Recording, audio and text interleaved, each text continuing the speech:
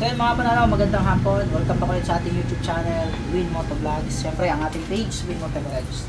So meron tayo ditong caliper, dalawang piraso. Ano? So front and rear na to. So ang series ito mga bossing ay S26 series caliper pang rear, ay pang front, yung malaking box. And ito namang isa ay S45 series. So mga boss, yan yung code nya. So mga naghahanap niyan. So meron tayong available dito is one set lang, silver. So unbox natin mga bossing. So ang hawak ko ay pang likod, ano? Ayan, ito yung rear niya. Ito siya mga boss. Ayan. Supposed to be, wala siyang, tawag dito, brake pad. So may nabanggit sa akin si boss kanina pero siguro i-remind ko na sa kanya ulit. Ayan, ito nga pala yung ating silver, pang rear to mga boss. So huwag mag-alala sa mga brake pad nito. Siyempre, nag-iisip agad tayo. Pag nagpalit tayo ng caliper, nag-iisip agad natin kung may pamalit tayong brake pad. So FYI mga bossing, stock lang ng Yamaha, Nissan ay pwede dito. Ano mga boss? So, yung sabi yung stock pwede siya dito. So ito yung appearance niya mga boss, silver. Ayan. So ang maganda sa silver mga bossing, pag nagasgas siya, silver pa din kasi aluminum po ito. Ayan. So RCB caliper. Ito pa yung rear.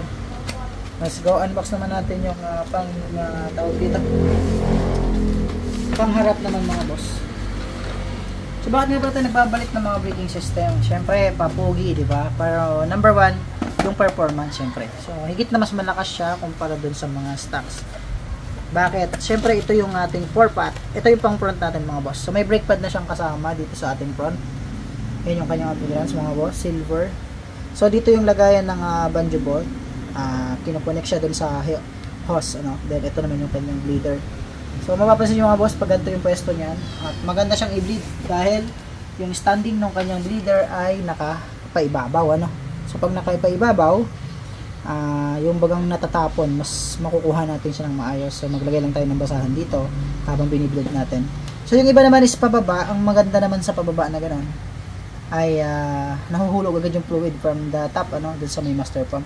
Ang pangit na sa kanya is pag napaluwag ka ng bolt nito, nalalaglag agad yung mga fluid. So nagkakaroon ng bubbles. Pero mas gusto ko yung pwesto nito mga bossing kasi ano siya, paibabaw. O yan mga boss, 4-pot caliper na to mga bossing. Ayan.